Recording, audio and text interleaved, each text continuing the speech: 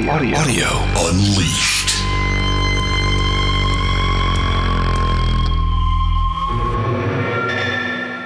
How you doing, buddy? I've been better, but I've been worse. How about you?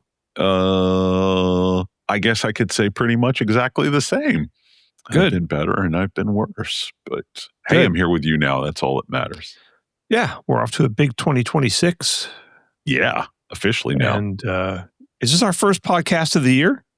Well, it's the first one we're recording in the new year. We're recording in the new year, yeah. Yeah, we released one at the start of the new year, but this is our first actual into the new year recording. So This is also our first opportunity to talk about CES. Yeah. We're going to talk about what happened at CES, even though we didn't go. But some very fine reporters did some nice work on covering what's going on at CES. So we didn't have to, but we can share it. We've been through all of the coverage, and in fact, I've already written some of it up for Wirecutter, and so we've got a lot of stuff in audio that happened, even though this is not an audio show anymore. It used to be there'd be an entire hotel full of cool high-end audio stuff, and now there's almost zero high-end audio. And it's just very mainstream. It's stuff that you mostly probably find at Best Buy.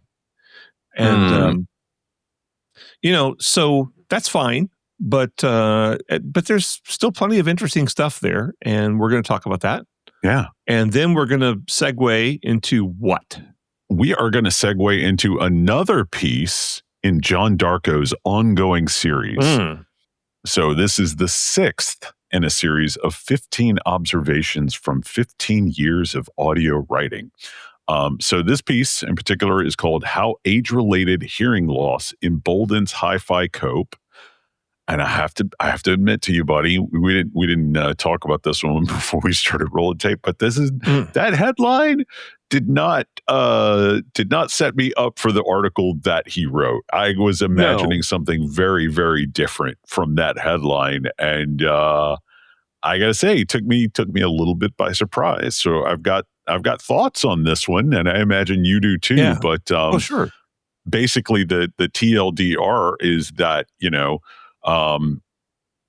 he's talking about the relationship between people crying that a piece of gear is a waste of money, and the argument that the reason it's a waste of money is because of high frequency hearing acuity or the lack thereof. And he dives pretty deep into why he thinks that's not a valid argument. Anyway, it's I got some thoughts. This is a fascinating article, so I'm looking forward to discussing it. And nobody talks about this, so kudos to Darko. Oh, I made a little rhyme there.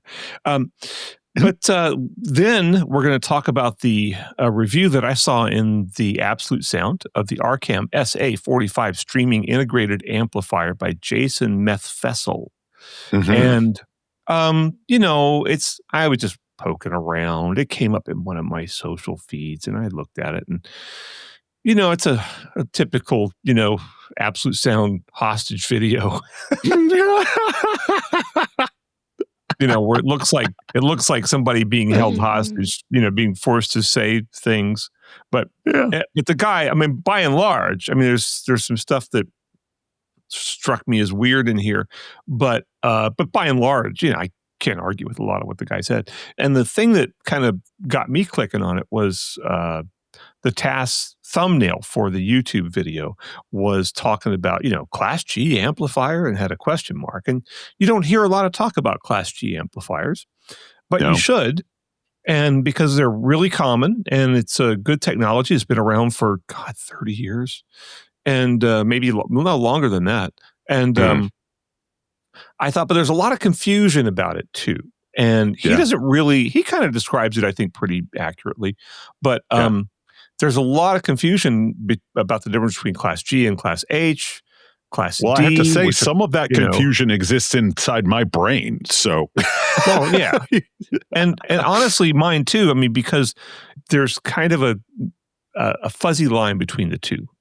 And we're going to walk right down the middle of that fuzzy line and try to explain all that as best I can after having talked to a million amp designers and read most of the good books on that subject. And, there's a couple other weird things that he talks about in here that kind of got us like, what is he talking about? Which we had to immediately try to find somebody doing some measurements of the thing to actually confirm or deny what he's talking about. But we have some explanations of what he's talking about, which may be a real phenomenon, but to which he attributed it to something completely, pretty preposterous. Yeah. Does that make sense? I think so. Yeah. And then for patrons, so we're gonna play favorites here a little bit. Now we get a lot of comments on our Patreon page when we post new episodes, and we appreciate each and every one of them. We read them all, even if we don't respond. Sometimes I'm really bad about that. But this one in particular, on the last episode, we got a comment from patron Mark Snyderman that stood out to me so much that I forwarded the email to you to make sure that you saw it, and has resulted in something that I have decided to call Snyderman's Maxim. Okay. Basically, what it boils down to is he's responding to the offhand comment that I made in the last episode about how one of my young friends was sort of shocked to find that my taste in music vibed with his taste in music. This is a kid that's like 24, I think. And he was like shocked to find that we're vibing musically, because he's like, you're one of those hi-fi writer guys, right? Like you write about stereo systems and stuff. And he's just like, most of the people just got terrible taste in music. So he's like, I'm kind of surprised that you got good taste in music. You wouldn't look, when somebody says you've got good taste in music, that means you've got their taste in music. So that's whatever.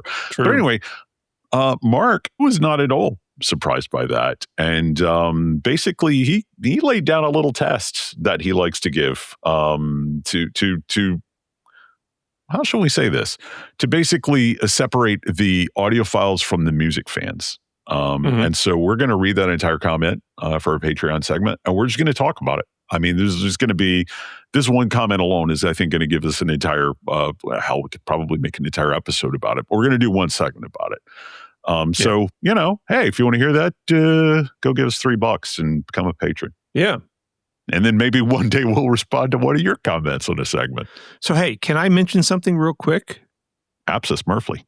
Since we, just like to turn our listeners on to things that we think are cool, there was this Rick Beato video, and he's the guy that does all the music videos, and which I posted on Facebook, where he plays the first note of a guitar solo and then asks if you can name the guitarist. Well, it's not always the first note. It's not always the first note. It's usually the first note. Right. One note, basically. Usually the first note, but just one note of a guitar player, and asked if you can name the guitarist. And I think there were 10 in there. And there were some people that got a lot. You got a bunch, actually. I only got one the first time through. And then I got another one the second time through, because the second time through, in a couple of cases, he played you 2 notes. Yeah. And there were a lot, though. There were more than 10. There was, I think, like 18 or something like that, man. I mean, it was a lot. There? Yeah, I can't remember. There were a lot, but I couldn't. I was kind of like, oh my God, I'll just give one of them away. He put Neil Schon in. It's like, who recognizes Neil Schon's sound? I mean, that was the corporate rock. Yeah. It went through the corporate rock plugin, even though they didn't have plugins back then. And but it was really hard, and a lot of it sounded the same. And then a lot of times he'd play it, I'd be like, "Oh, that's what that was." And there was one where I thought it was number 2, and it ended up being number 7. So I'm like, "Oh, he did actually play that solo, but I did not get it right." But anyway, you should go try it out. We're going to put the link in there and go check it out and see if you can. He just did a follow-up yesterday, live streaming of more of them. Yeah. Yeah, I did not. You say I got a lot right. I did not get a lot right. So he did 2 passes. The first time he just played a single note. And in the second pass, sometimes he would play a second note. On the first pass, I got 4 of them right. And then in the second pass, I got 1 additional one. When he played the second note, I got it. But yeah, I was really ashamed that I didn't get Eric Johnson. But it's funny how should I spoil it? There was one tone in the entire mix that to me was just the most unmistakable. Like you couldn't have been any other guitarist, and no other guitarist sounds anything like it. And that was Stevie Ray Vaughan. I mean, it's like you could tell that was Stevie from a mile away. But a lot of them were really tough, and like you listen to it at the end, and you're like, how did I not know that? But one note, that's tough. Yeah, I think Buddy Guy might have an objection to the notion that Stevie Ray Vaughan doesn't sound like any other guitarist. But whatever. Well, anyway, but there were a lot. Yeah. It was really fascinating, and you should check it out. And you're going to do badly, but it'll be fun. Yes, absolutely. Okay, all right, bud. CES. Let's talk about CES. So we're going to start with TED. Let's start with TED. It's a good place to start, man. Yeah. So start with strategy.com from Ted Green, who is talking about Onkyo, of which he used to be the president, if I remember correctly. He was when I met him, God, 30 years ago at least, more than 30 years ago. And anyway, Onkyo, I mean, I think a lot of people kind of left Onkyo for dead. Is that fair to say? I mean, it's been bounced around a lot. And so, however, at CES, they came back kind of roaring, and they had a new product in there that I thought would catch your attention, which was their new amplifiers, their new integrated amps, which it seems like they're just pandering to Dennis Berger. Yes, they are. Look at this beautiful sideways virtual VU meters, but man, who cares? Yeah. I mean, it's just the gorgeous. I got to say, the biggest thing for me is I'm loving these brands that are starting to define themselves visually. I mean, you look at that piece, and you're not going to mistake that for any of you're not going to look at that and go, is that an Onkyo? Whatever. You don't need to see the faceplate. I mean, I think once they've established this aesthetic, and spoiler warning, as you scroll down, they're also going to be carrying large parts of this aesthetic over into their surround sound gear going forward. It looks like, although those are just sort of like what do they call them? Concept designs. So they showed like three, or an AV receiver, an AV preamp, and an amplifier. They just have this gorgeous industrial design, but the Y50, the Muse Y50 in particular, is just everything from the sort of like the woven opening, the ventilation openings, that sort of pattern in that, to the just the gorgeous knobs, to the VU meters. I'm sorry, man. Hi-Fi has needed this for a long time. Hi-Fi has needed for good, affordable, common sense, no nonsense electronics to actually not look like boring black boxes, Yeah. And it doesn't look like anything else on the market. That's for sure. And these things are not super expensive. The Y50 is $14.99 and the Y40 is $9.99. But this is this Y50 is a fully featured product. It's got analog inputs. It's got a subwoofer output. It's got Bluetooth. It's got Wi-Fi. It's got moving Spotify. Magnet and moving coil phono input. Oh, I didn't catch that. Yeah. And HDMI input and output. This is digital inputs.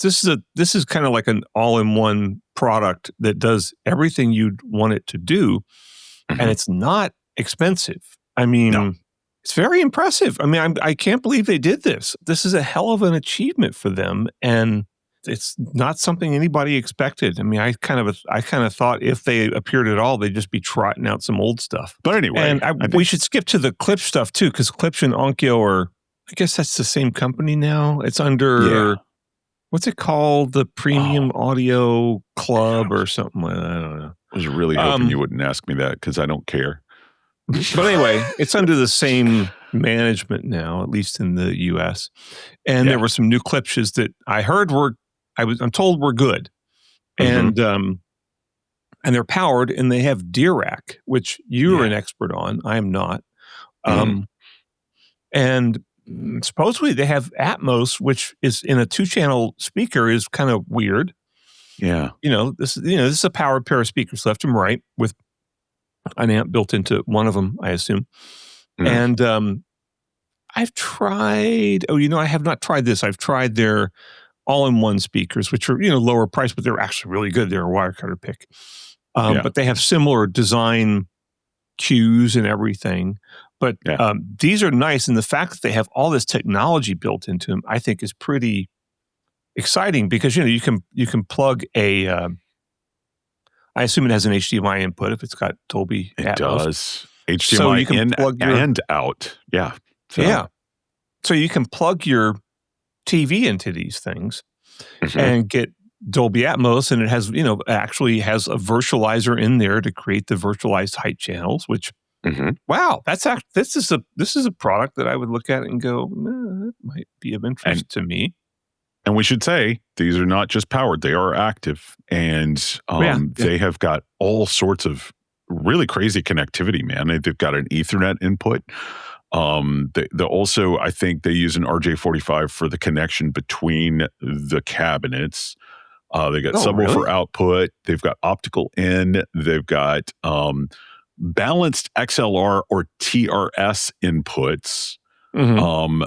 Also a phono ground screw, which a lot of times in active speakers you don't necessarily see that, or you don't see a phono input. So that's pretty cool. I think it's moving magnet only, but the USB input is USB-C, which is really cool. We're seeing more of these days. I think, man, Clips should just put a lot of thought into these things. Yeah, it's they're not cheap, but I wouldn't say they're necessarily expensive either. I mean, what are they? They're $1,399 or $1,400, $2,000, and $2,400 a pair. And they're all I think for what right? they are, especially given how big they are. I mean, the nines are massive, man. I think that's a very reasonable price. Yeah. This is, it's comparable to like the KEF, what is it, the LS50 wireless or whatever. It's somewhere in that range. So this is nice stuff. I mean, I don't know what they sound like. We'll have to wait for some reviewer to test them because I can't do it because they're too expensive for Wirecutter. But maybe Aaron Hardison can measure one of these things and tell us what's going on. That would be nice. Yeah. They also support Dirac Live bass control as well. So not just I don't know what that is. We'll talk about it later. It's Dirac and it has bass. So the Sound Guys had an article, and it was about audio, and it was almost all headphones, and it was almost all like mass market headphone stuff. Yeah, it was all mass market headphone stuff with some other weird things thrown in. But one of the weird things thrown in was they had a demo that they went to of Eclipse Audio, which is the Samsung and Google collab. Yeah, where they're trying to come up with a non-licensed version of Dolby Atmos, basically.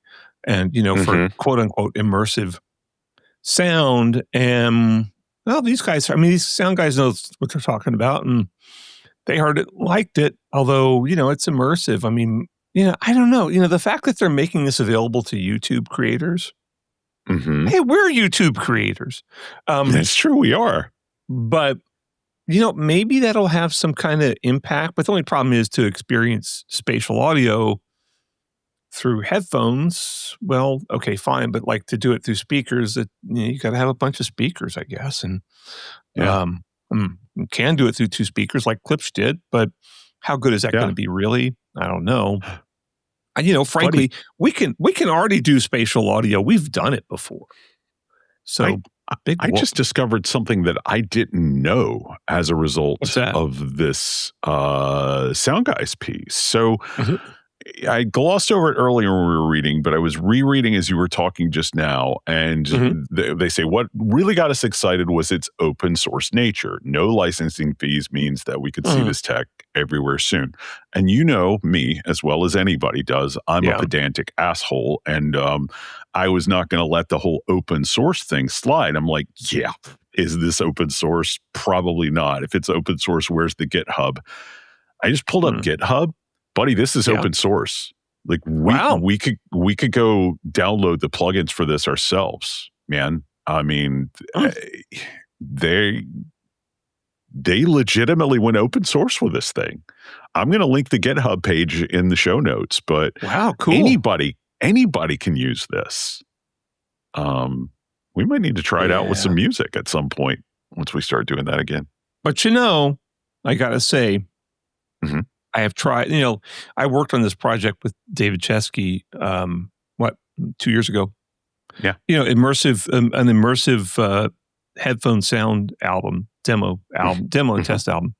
And what David's doing with his just mixing stuff in his DAW using, whatever tools he's got, over the counter tools, not over the counter, but over the, internet apps and whatever, or, plugins. He's getting something that's better than what I could get through Atmos. Now, could you ultimately equal what he's doing in Atmos? Maybe, I guess. But I spent hours trying to replicate his mix with Atmos, and I could not get it to sound as good. Yeah, so, but David's kind of a mad genius, man. So, I mean, could everybody do what he's doing with the tools that he's using? I don't know. But my point is that he, you can do immersive sound over headphones with plenty of tools that are out there right now. You don't need to wait for Eclipse Audio to do that or even to use Atmos. I mean, and there's Atmos. You can get the Atmos. What's that company? You can get, one of the engines or one of the plugins you can use for it is free. Yeah. Is it Fisher Audio or something like that? Fiedler Audio. And I've used it. It's kind of limited, but, and it's built into Apple Logic, which is $200 and what probably everybody that produces music on Apple is using these days. And but with the Eclipse, you can do like sound bars and stuff too, though, not just headphones. But however, you got to have a means of getting it depends on, here's the whole thing, is rendering something to headphones with Dolby Atmos is really easy. Rendering something to multi-channel with Dolby Atmos is really complicated. Like the standard way to do it is you have two separate computers. You have one computer that has the DAW running on it that shoots the mix over to the other computer that encodes it. And I'm told it's possible to do the whole process on a Mac, not on a PC. And it's kind of, Dolby has a special app that you use for that, or I don't know if it's a plugin or an app, but whatever. And it's like $300, which my friend John Kellogg says he considers to be a great bargain. And he used to work at Dolby, and he would definitely not say it was a good bargain if it was not, because he's, he's an old hand at Dolby. He is definitely, maybe he drank the Kool-Aid 40 years ago, but he spit it out. And anyway, but it is kind of a hassle. Like I was going to do it for this Chesky project, and I decided, or it's called the Audiophile Society now. I was going to do it for that. I'm just like, no, this is too hard. So, or, I could have done it, but it would have just been, I would have had too big of an investment to do it for 5 people to listen to it, Yeah. So we'll see. We'll see how much this really ends up working with sound bars and whether that matters and how many people are watching YouTube content with a sound bar anyway. I do not know the answer to that question. I literally don't have a clue. Yeah. I don't know. I do know something though. What's these that? Fender mix headphones that Lauren wrote about for Wirecutter have got me excited, dude. Yeah, really these excited. Are cool. And Lauren told me they sound good, and the noise canceling seems to work pretty well. And they're only like $250, I think. Something like that. 300, somewhere in there. Yeah, and they come in a lot of different colors. They come in like white, baby blue, sort of a rose, sort of a dark blue, and black. And they're $300. Yeah, but they have what do they have, Dennis? What is it? The thing that I'm most excited about, you can replace the battery in them. You can replace a lot of stuff. They're designed to be modular and repairable. But man, just the fact that you can swap the batteries out when it dies, big deal. Means that these are not, there's no planned obsolescence, or at least not much built into these. Now, They're not going to however, become functionally useless in a couple of years.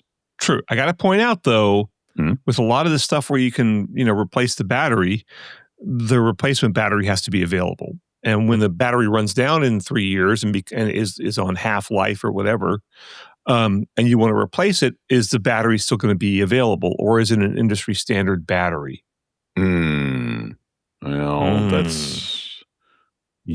I don't know. I'm not finding any information on their website about whether or not it's an industry standard battery, but that is a really, really good point. Yeah, because I've seen this done with proprietary batteries before, and in that case, you're really trusting the company to continue providing them, which I'll let our listeners judge for themselves how much they trust these companies to support their products 4 and 5 years down the line. Yeah, that's a good point. Yeah. And so one of the big releases, I think, in terms of just audio technology was the LG Sound Suite, which we saw. A lot of people wrote about it. Tom's Guide had a pretty good article, so that's why I linked to that one. So it's a soundbar / audio system. And I mean, it's based on a soundbar, but it has a bunch of surround speakers and a subwoofer and stuff. And the whole thing with Dolby Flex Connect, which we have talked about, I think in the past, right? I'm pretty sure, yeah. Okay, so the whole idea is the thing, with Atmos, supposedly, you have to, Atmos can handle basically any system set up from 2.0 to God knows how many speakers, a zillion speakers, positioned all over the place. And it it does compensate for where you put the speakers, but you have to go in there and tell it where all the speakers are and things like that. But with this, it automatically does it. And so you just put the speakers anywhere in the room and get quote unquote calibrated spatial audio sound tuned to wherever you want to sit. And this technology can also, do this dynamically. So if you have a remote control or whatever that it's tracking, it can track the position of the remote. And as long as the remote's, on your lap or whatever, it knows you moved. And so it will change it. It'll change the sound. So I think the bigger deal is that it's listening for the position of other speakers in the system and can compensate for, like, you move a speaker and it can recalibrate, I think. And isn't it listening to itself and the other speakers in the system, sort of the way like a what was it, the Echo Studio did or does? Exactly. Yeah. Although, how often do you move a speaker? Me personally, not often, but maybe somebody does. I mean, I set them up. I mean, I review a lot of these sound bars, and I set them up and leave them. I don't move them around. Yeah. So I don't know how relevant that is, but if you really do want to kind of run around with your remote and get the sound tuned to supposedly be better, Dennis, let me ask you a question. Do you think this is going to succeed? Not necessarily this LG implementation of it, but the technology itself. I think the technology will, but I think it's probably going to have to get a lot more affordable before it does. Let's talk about prices in this thing, because the soundbar in and of itself is $1,000, which is not bad for a soundbar. But then you start adding the surround sound speakers, and those are $400 a piece. Now, do you want 2 surround speakers or do you want 4?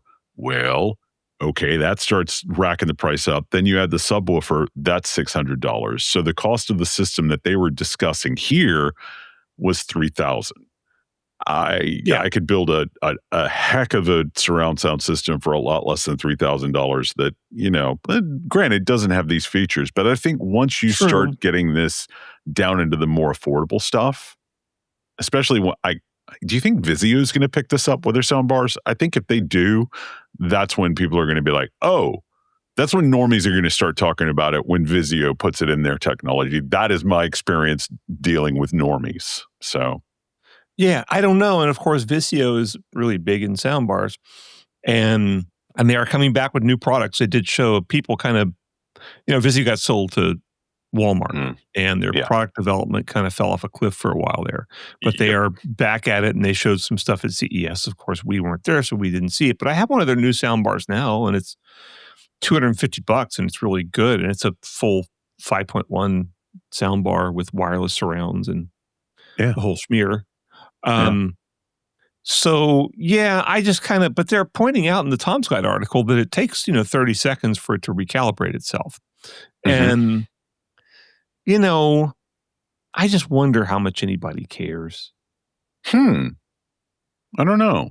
That's a good question. I like the fact that they talked about, like, you don't have to be beholden in any way to sort of any conventional speaker setup arrangement. Yeah. I think that is probably the more appealing thing than the on-the-fly adjustments. I think the fact that you can just sort of put the speakers any old where, and they're going to adapt to that and deliver something more satisfying as a result because of the object-based nature of the audio. I think that's probably going to be more appealing to most normies than the recalibration functionality. I think the fact that people are going to be like, look, normies tell me this stuff all the time, like with regard to soundbars with wireless surround speakers. They're like, okay, but like, I don't have a power outlet there, man. And that's the big problem for a lot of people. They're like, just give me the one with the front speaker. I'd like the wireless surround speakers, but I got to plug them into the wall and I don't have a power outlet there. Or kind of, I do have a power outlet, but it's in a weird place. It's off to the side, or if it's right in the middle. I think this going, hey, just put them wherever and it's going to kind of sound okay. I think that's going to be appealing to a lot of people. I just don't think it's going to be appealing at this price point. Well, I'm probably going to get this into test, and I'm gonna trash your whole theory by stacking all these things on top of each other and then letting it calibrate itself and seeing what the result is. Oh man, because you can use virtualizers all you want, but you can't beat acoustics. No, that is true. You cannot. So, in non-optimal speaker placement can be compensated for to some degree, but not completely. So, we'll see. Yeah. Was there anything else from CES you want to talk about, bud? No, there were lots of robots, but of course we don't really deal with that yet. You want to go talk about age-related hearing loss then? Huh? Do you want to talk about the Darko piece? Oh, I get it. You made humor and I didn't understand it. Yes. I made a little joke there. Oh, sorry. So it's okay. Yeah. We're getting old, man. Which is why we need to read this article. All right. Let's go get some water and come back and talk about Darko and age-related hearing loss. Yay. Yay.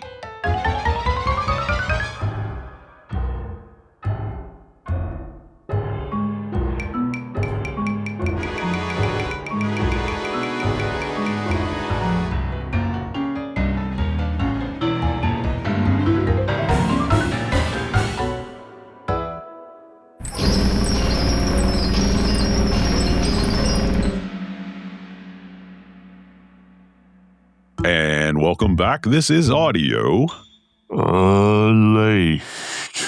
Y'all. No, we got a y'all on the end. I like it.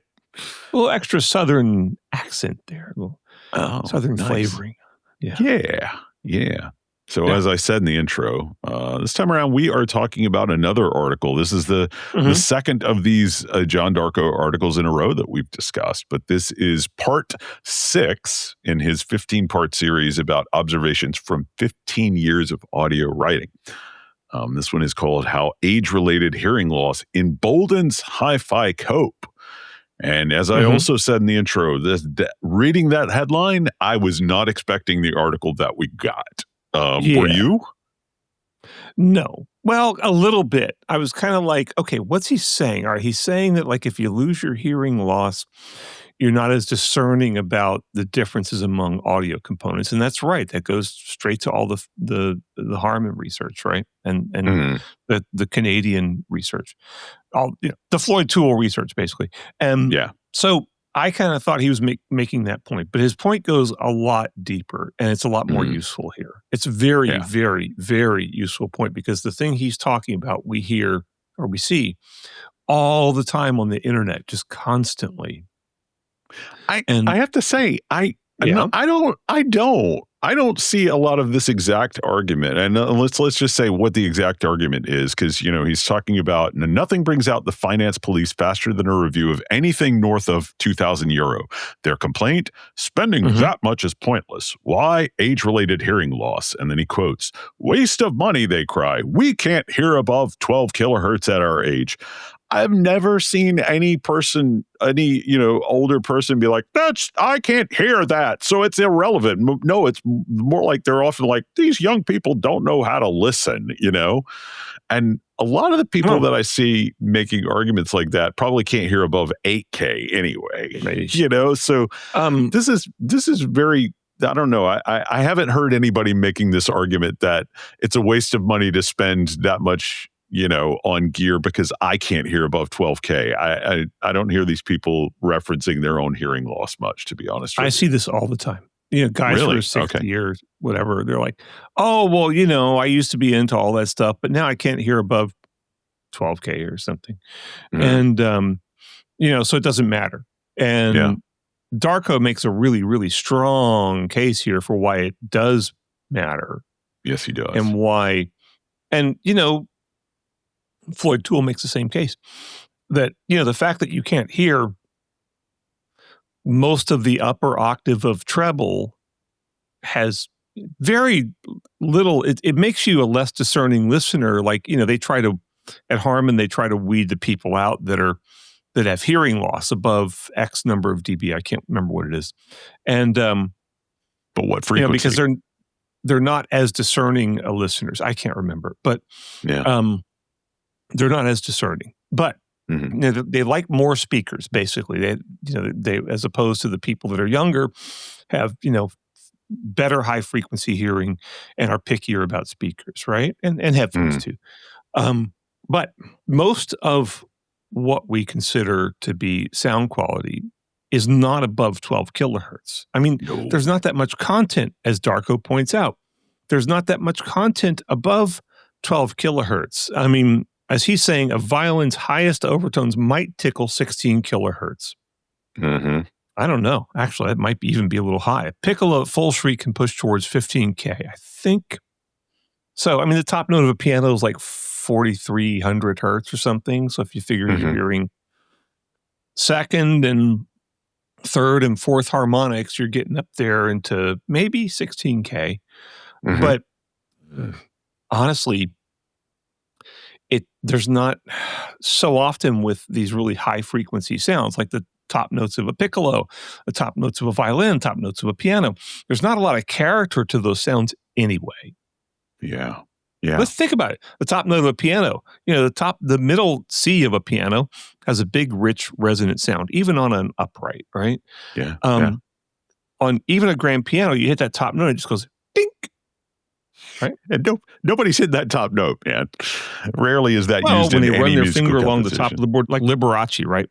Oh yeah, you hit the top note. And Bugs Bunny did quite frequently when he was messing with Elmer. So, and also that ending where you go dink, dink, dink, dink, right? There you go. So it does happen. Yeah. I've seen people do it. Not a lot, but it's not important. But so. We overrate the importance of that. He does point out that you get a sense of air in the recordings that's in that top octave of treble. Okay. And I agree with that. Yeah. But, I still hear plenty of spaciousness and sound staging and all that stuff, even though I can't hear above 12 kilohertz.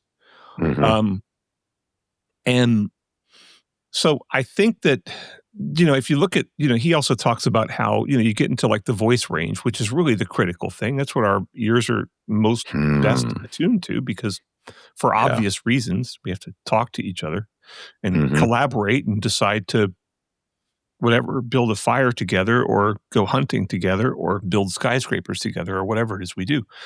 But, he's talking about how all the main effects of his acoustic panels, which he's really gone heavy on acoustic panels, is, between 300 hertz and 3 kilohertz, right? Which is also where we measure speaker and headphone sensitivity typically. That's really the core range. And it's not like nothing else besides that matters.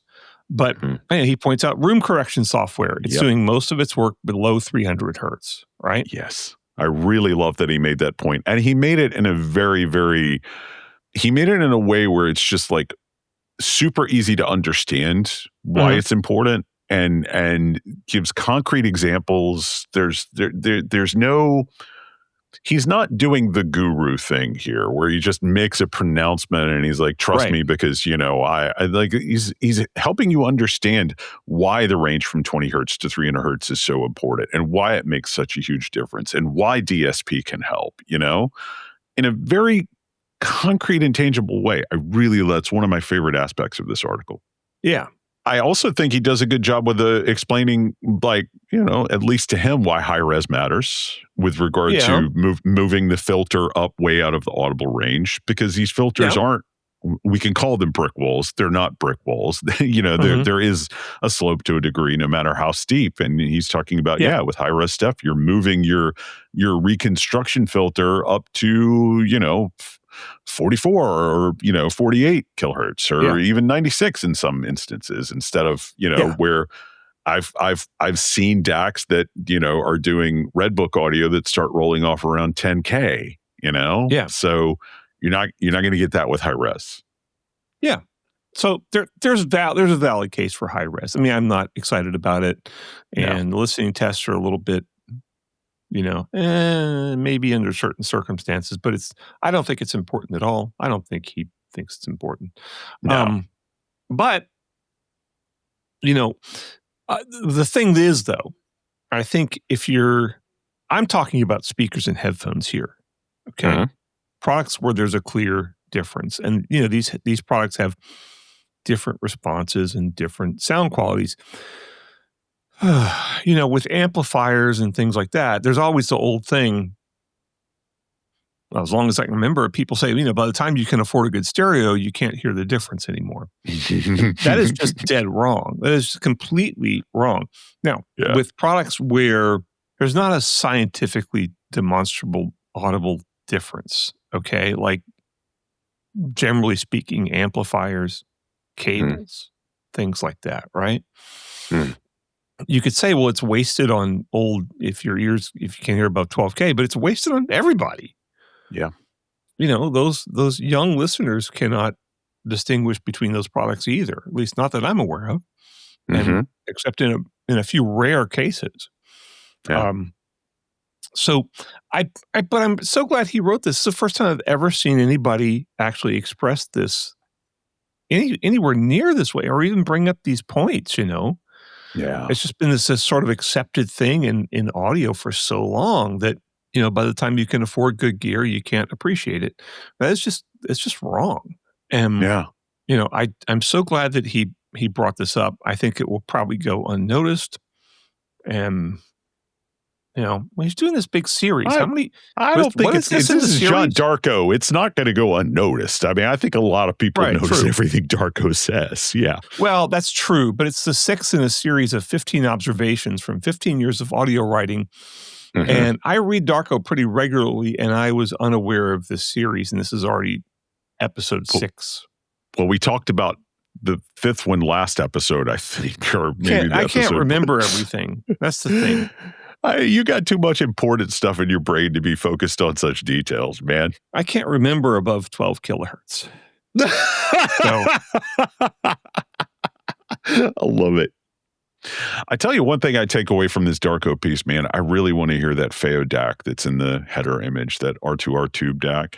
Yeah. I don't care about the R2R aspect. I don't care about the tube aspect, but that DAC is gorgeous, and it's got VU meters in it.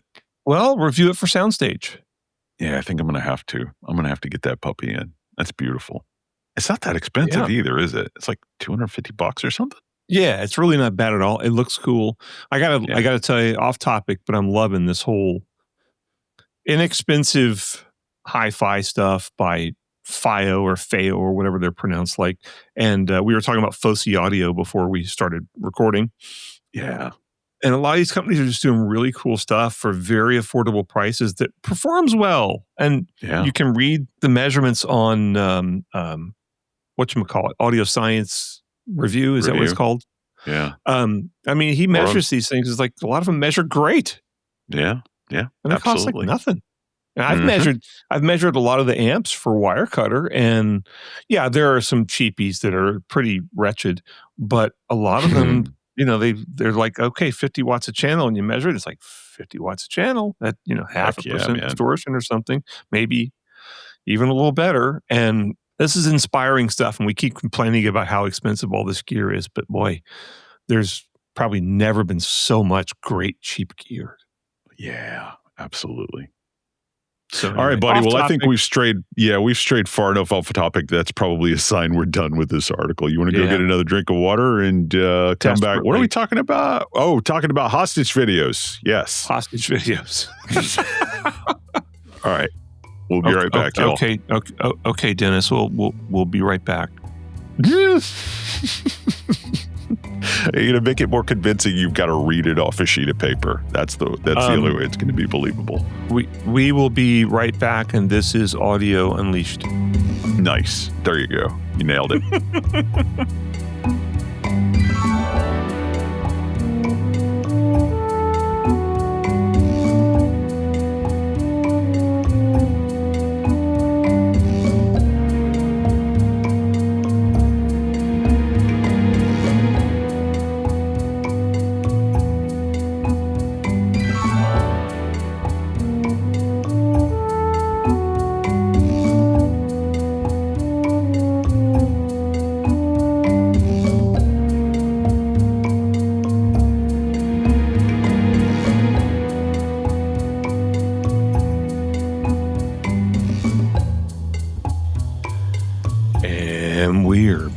This is Audio Unleashed. Ooh, that was the deepest ever. It's going to exercise a lot of woofers. Unless I do a high pass filter on it. Don't. Do a sub octave synthesis on it. Like with DBX? Use a stomp box. Like the stomp box pedals. That's what I use. Well, I usually use like the DBX plugin. Like it's a recreation of like the old DBX processor that Björk used on her stuff. So. Oh God, DBX. Yeah. Anyway, that's a name that keeps bouncing back from the dead. But here's another name that has not bounced back from the dead, but has gone up and down in prominence, I guess you could say, is Arcam. Yeah. And it's an English brand. I visited them on a junket one time. And it was, I think it was Anthony Chiarella did the junket, and it was like me and Ron Goldberg, John Atkinson, and I can't remember who else. And we had a great time. And Harman bought them years ago. That was back before Harman bought everything else. Yeah, I was about to say. So Harman bought them, I guess, as a wanting to get like a high-end audio brand with some cred. And anyway, so I looked at this review and I was kind of drawn into it because the YouTube thumbnail says G-class amplifier, and it's kind of right to say that because a lot of people are kind of unaware of Class G amps. Yeah, they don't know what they are. They don't know what they do. They don't know what the reason for them is. I mean, they existed when I started in the audio, professionally started in the audio industry in 89, 90. Yeah. But the weird thing is, though, that the distinction between Class G and Class H, I've seen so many products marketed as Class H. Some marketed as Class G. And then I've talked to amp manufacturers, and so often I've heard like, well, no, it's actually... And the guy who did this review actually did a decent description of it. Yeah. Jason Methvessel, who writes for, he is this month's hostage for TAS. And we keep saying that because so many of these TAS videos, the guys are just like reading off a script and it's like super, super stiff. So it looks like a hostage video. Anyway. Yeah. But he actually does a pretty good job on this thing. And it's a pretty big amp. And does it weigh like 50 pounds or something? Yeah. And he talks about that, how like, look, this is not a lightweight amplifier like a lot of Class D stuff. It weighs a lot. And I guess we should define what Class G is. Oh boy. Again, as I said in the intro, that's going to be fun because I'm a little confused. I mean, here's my understanding, and I think you tell me where I'm going wrong here. So basically, take class A, B, and have discrete variable voltage rails. But basically, your voltage rails have different discrete measurements that they could be. And I don't think you necessarily have to define what those voltages are, but it's sort of, in a way, I think people who understand PC power supplies that have like 3 different rail voltages will get the discrete nature of this. But basically, as you are amplifying the signal, you can select between, or not select, you're not selecting, but basically it'll hit certain thresholds that will cause you to bump up to the higher voltage rails. And that is class G. Now, class H, as I understand it, is an infinitely variable voltage rail. So basically it's just constantly adjusting the voltage, and it doesn't have to select between discrete values. Although I have seen cases where something was described as class H, but it would fit my understanding of what class G was. Yeah, in a sense. Where they have like multiple rails. It's like they, instead of 2 rails, high voltage and low voltage, they'll have 4 rails, let's say, that they switch between. And there's a sensor circuit on there that switches it, right? And we should also say that the class AAA, AAA plus or something, THX amplifiers fit into class H as well. Okay. So why don't they just call them class H then? They wanted to have something special to call it. Okay. Well, it actually has I should say that the switching power supply that powers it is unique, and there's some other unique technologies in there. There's a feed forward error correction technology in there as opposed to feedback. Anyway, it is I don't know about a revolutionary, but it is a unique design. And so, anyway, the whole reason behind this stuff is because with a Class AB amp, right, it's biased to avoid crossover distortion when, the plus transistors hand off to the minus transistors, right? To avoid distortion when you have that, it's biased to a certain amount, right? And so that way the transistors never completely switch off. Right. And so with a typical Class AB amp, it might be biased, 10 watts into they say biasing it 10 watts into Class A. So it's running Class A where the transistors never switch off and up to 10 watts. So that means, though, that the transistors are always conducting. And so they're always basically burning. They're just sitting there getting hot. And it's converting electricity into heat instead of sound. Exactly. And that heat has to be dissipated with a heat sink, right? Or fans or some kind of cooling mechanism. But with a Class G amp, since you have a lower voltage rail, you're not chewing up anywhere near as much power, right? You're not wasting all this power. And it's not as much power being converted to heat. So you have a smaller heat sink. And the whole thing can run cooler, and it can be lighter, although it can still be, as he points out, heavy. They show in one of there's also a review from Hi-Fi Plus in here, and that we'll link to, where they showed the inside of it, and it's a pretty small heat sink. It's a good sized heat sink, but for an amp with this much power, was it 180 watts a channel? Oh man, I don't remember. I think something like that. It's a lot of power. Pretty beefy. For an amp with this much power, that's not a very big heat sink. You'd normally expect to see at least twice that, maybe 3 times that. Right. But you save money. 2 times 180 into 8 ohms. So they're not doing any of this 4 ohm crap to make it. So that's a beefy amp. I've seen some measurements of Class G amps, and I've measured a few myself. I own a couple myself, actually. There's an Outlaw Audio M2200 or something. I have a stereo pair of them that I listen with sometimes. And then I also use one of them for speaker measurement that I've calibrated and everything. And I have not noticed any kind of deleterious problem caused by Class G. No. It seems to sound just like Class AB and work Mhm. just fine. I had seen people endeavor to measure, and work, see where the switching happens, and you can measure it, but it happens so fast that any switching artifact would be at such high frequencies that you couldn't possibly hear it and your speakers couldn't reproduce it. Right. So it's a cool design. A lot of it's used in a lot of subwoofers. I think the bash amplifiers are Class G, if I remember Oh, I correctly. didn't realize that. I Interesting. think so. I assumed they were D. Well, they may have a D version, but the original versions were either Class G or Class A. I think they're Class G. Okay, cool. Anyway, so that's kind of cool. I just thought I love talking about this stuff, Yeah. and we should say that Bob Carver was more or less kind of the guy who pioneered this stuff because he had his tracking down converter amps, which started with his original amp design way back in the 70s, late 70s.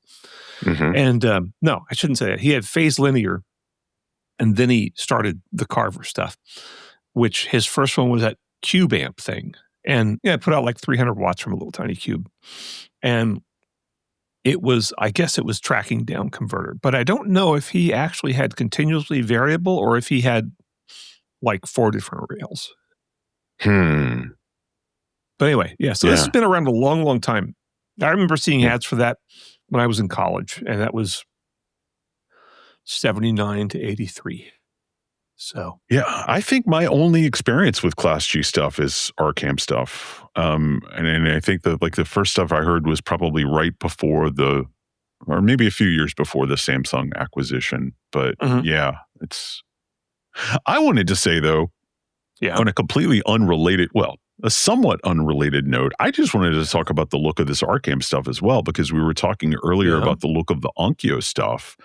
I have to say, Arcam has in the past few years defined their own unique aesthetic. I'm really loving seeing these brands create a visual identity for themselves. I mean, if you like the look of the Arcam gear, well, there's nothing quite like it, especially with like those yellow halo accents. And again, they're doing something a little different with the ventilation that's distinctive and doesn't necessarily look like the ventilation in any other gear.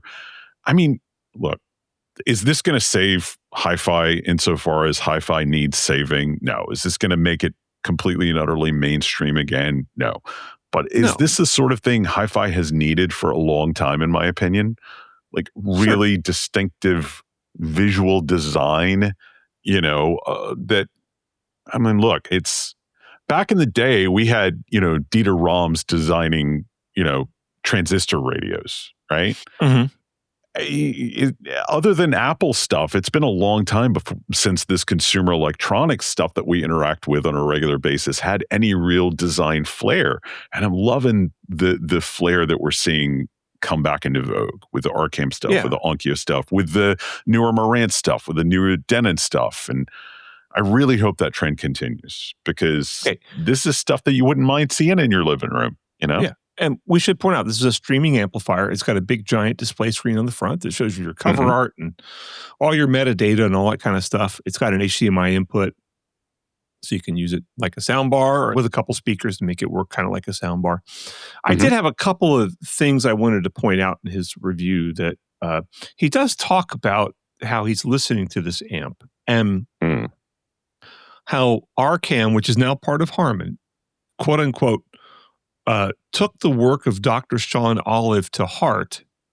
And of course, Sean Olive did the headphone research, headed up the headphone research for Harman that's so famous.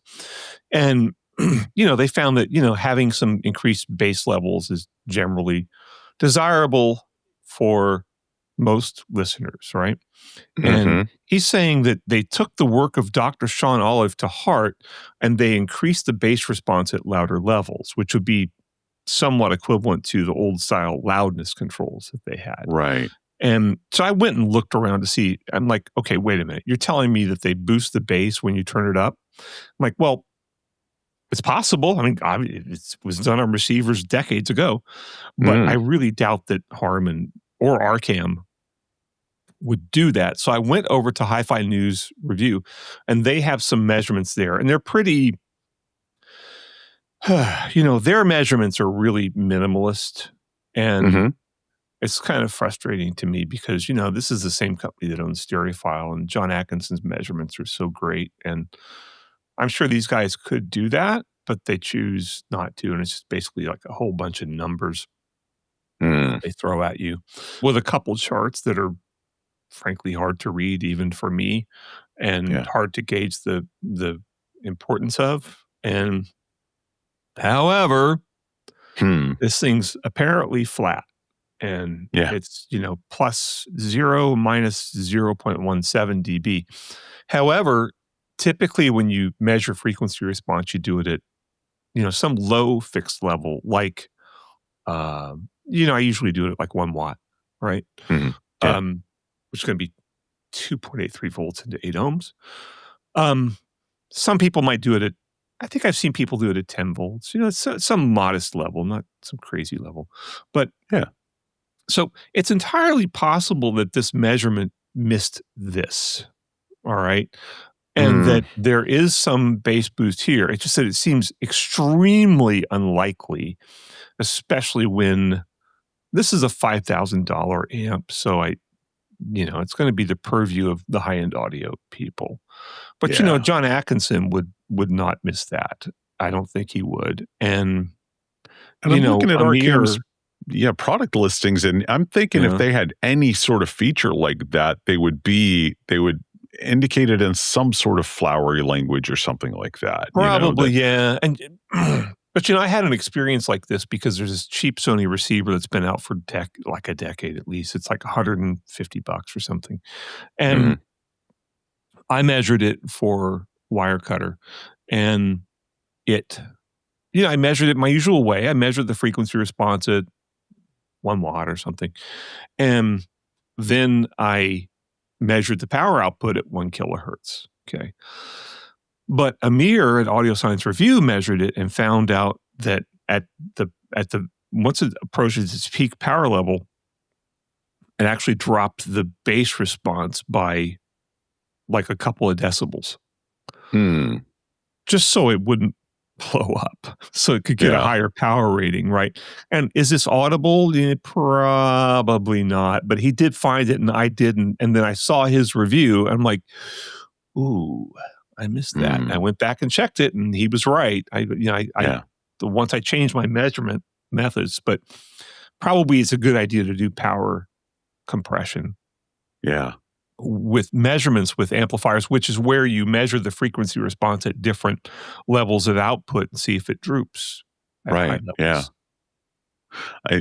I was also wondering, and I think your argument makes way more sense than my original hypothesis, but I was also wondering if it was just a matter of, this thing providing sufficient current to sort of plow through whatever impedance dips his speakers have. Which chances are, if his speakers got big impedance dips, they're going to be in the bass. That's where they usually are, with dynamic drivers or, cones and domes. So I didn't know if maybe it's just like all of the sudden he's, getting something that is not going to be as influenced by those impedance swings, and he's just hearing the bass capabilities of his speakers. So, but I think your explanation is probably more sensible.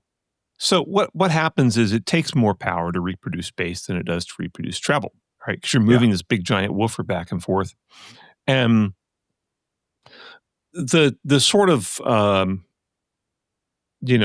back of the envelope kind of calculation on that, which I've actually read about when I was a kid, when I was a teenager, and I still use it because it's not accurate, but it's reasonable just for thought experiment purposes, is, bass in general takes, and let's define that as below 120 hertz or something, takes about 3 times as much power as mid-range and treble, right? It's reasonable enough for a thought experiment. And so this is Hi-Fi News is speccing this thing at 198 watts, 8 ohms at under 1% distortion. Okay. That's a lot of power. And so, and this is a very capably designed product. This is not a esoteric high-end product where, the engineering might be a little dicey. And a lot of audiophiles like lower powered amps. And I'd say audiophiles mostly listen to lower powered amps. Most of the ones I know. And with higher efficiency speakers. Right. That's the thing. And so it's entirely possible that this guy just heard this amplifier's probably superior bass control and output because it has less power compression, less loss in bass response as you start to push it towards its limits than whatever he's used to listening to. And so I don't doubt that he heard something.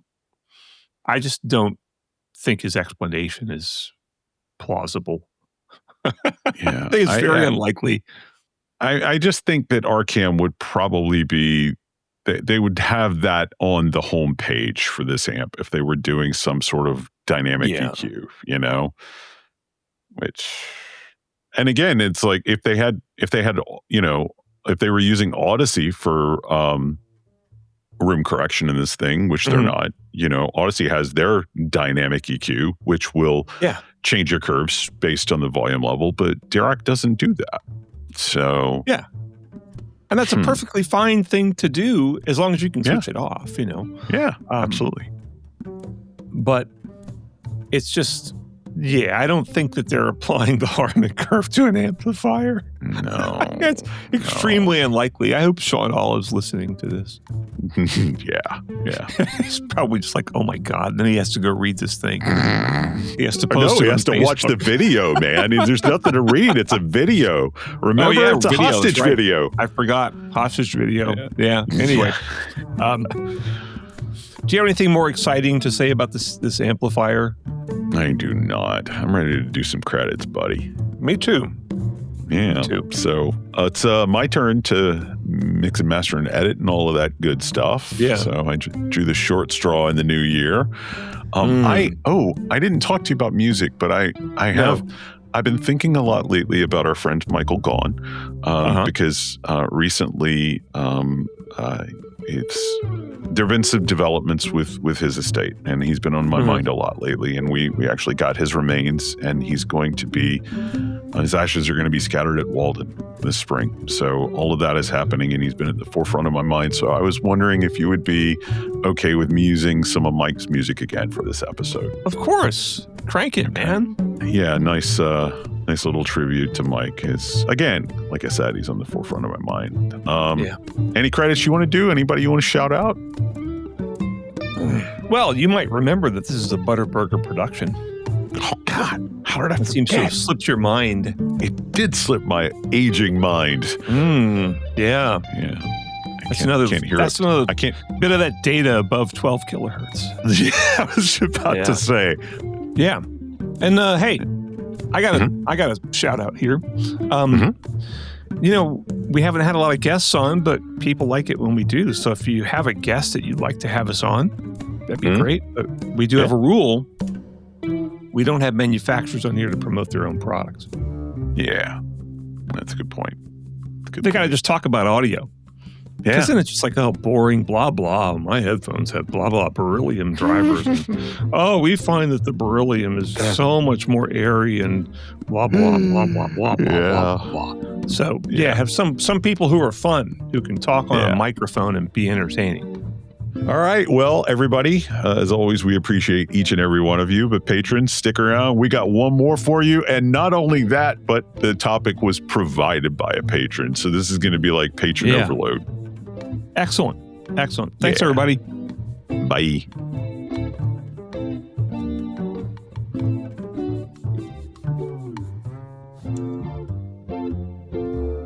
Hey, thanks for sticking around to the end. If you liked what you heard and wish there'd been a little bit more of it, we got some good news for you. Indeed, we do. If you check out patreon.com/Audio Unleashed, all one word, you can get new episodes a little earlier than everybody else. And sometimes it's like a day or two early. Sometimes it's nearly a week. We never really know until we start editing. But the big plus is that you get extended cuts of every episode. And usually that's going to mean a whole extra segment that's about maybe a geekier topic or something that's a little more personal to us or something that's just going to really appeal to the hardcore Audio Unleashed listener.